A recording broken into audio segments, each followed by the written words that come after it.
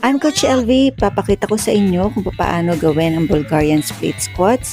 Stretch out your leg para malaman nyo kung gaano kalayo ang inyong paa.